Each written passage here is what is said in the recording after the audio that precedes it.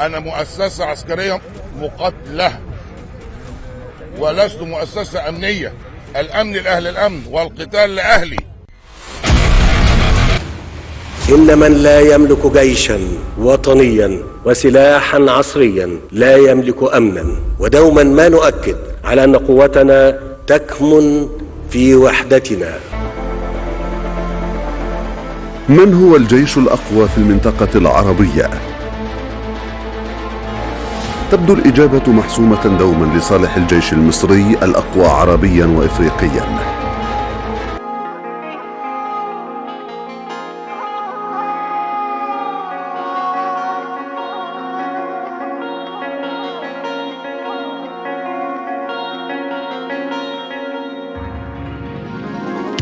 ده انتي بلا طيبة وقريبة وحبيبة، ده انتي أمل وحنان وقت الخطر أمي، بتحملي همي حضنك دفا وأمان.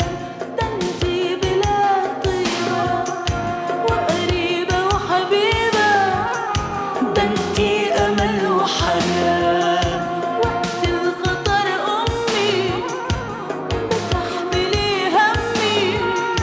حضنك دفا وأمان.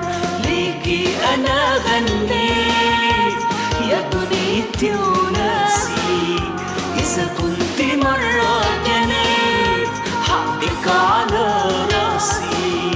ليكي أنا غنيت يا دنيتي وناسي، إذا كنت مرة جنيت حقك على راسي.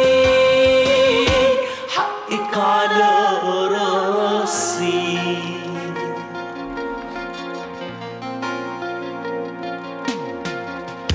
لا نسيت ولا بنسى، قلبك لمس لمسة، قلبي اللي داب أحلام.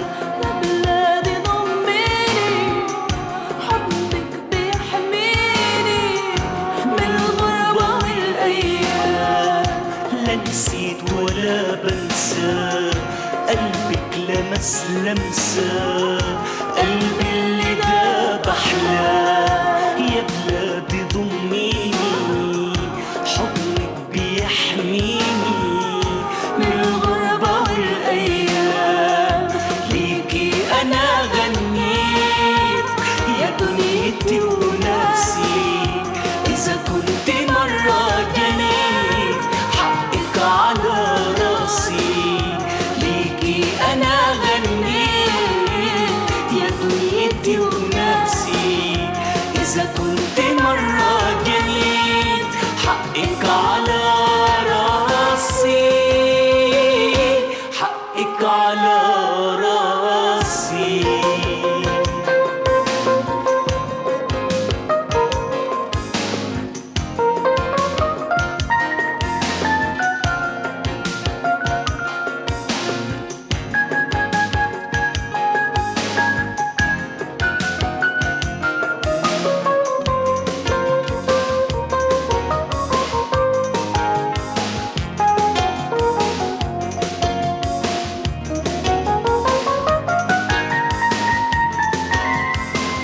حقك على راسي.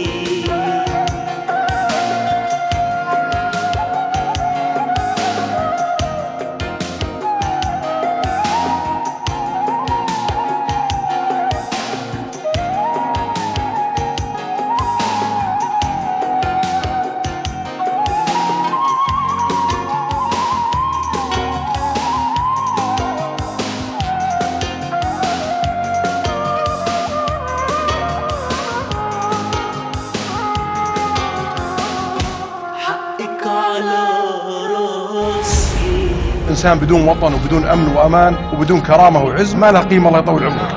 حنا يا أهل المملكة العربية السعودية قبائل وأقاليم عشنا بكرامة وعز طول حياتنا ولم نتعود على عدم أمن وأمان.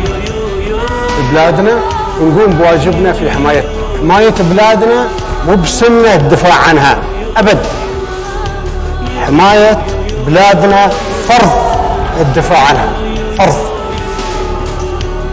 وإزاء إمكانية تفاقم الأوضاع والتحديات نحتاج إلى التفكير بعمق وبدقة في النفس في كيفية الاستعداد للتعامل مع تلك المستجدات من خلال تأسيس قوة عربية مشتركة، وأنه لا بد من أدوات للعمل العربي العسكري المشترك للتغلب عليها.